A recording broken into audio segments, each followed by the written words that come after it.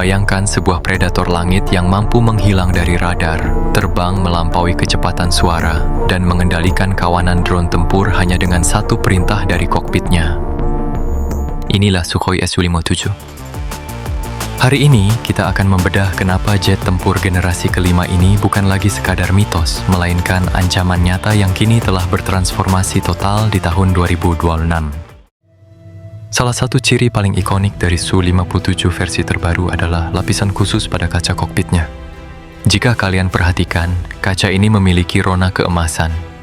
Itu bukan sekadar estetika, melainkan lapisan logam oksida tipis yang dirancang khusus untuk menyerap sinyal radar musuh agar tidak memantul dari bagian dalam kokpit. Tapi kecanggihannya tidak berhenti di situ. Di tahun 2026 ini, Su-57 sudah terintegrasi penuh dengan sistem kecerdasan buatan untuk beroperasi bersama drone siluman S-70 Okhotnik. Dalam mode Loyal Wingman ini, Su-57 bertindak sebagai otak yang mengendalikan kawanan drone untuk menyerang target paling berbahaya tanpa harus menampakkan dirinya sendiri.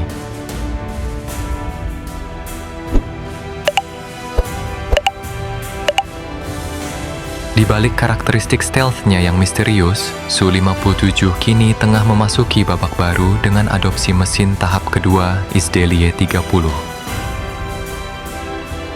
Mesin ini dirancang untuk memberikan daya dorong yang jauh lebih masif, memungkinkan Su-57 melakukan super cruise atau terbang melampaui kecepatan suara tanpa bantuan afterburner.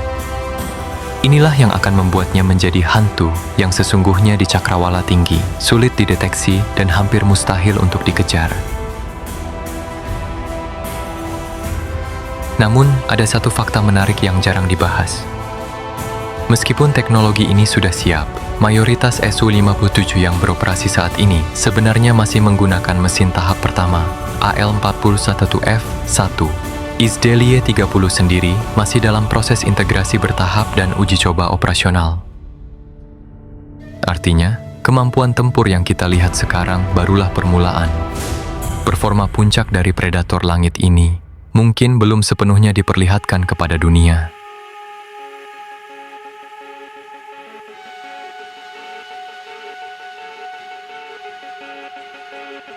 Namun, muncul sebuah paradoks strategi yang menarik. Di saat Su-57 sudah menuju performa puncaknya, kenapa Rusia justru terlihat lebih sibuk memproduksi massal Su-34, si moncong bebek yang secara teknologi berada satu generasi di bawahnya? Jawabannya terletak pada fungsi utamanya sebagai heavy strike platform. Su-34 adalah penyedia daya pukul yang tak tergantikan. Dengan kapasitas muatan hingga 12 ton dan ketahanan terbang jarak jauh yang luar biasa, ia tetap menjadi tulang punggung untuk misi pemboman saturasi di garis depan, peran yang terlalu berisiko dan mahal jika dibebankan kepada jet elit seperti Su-57.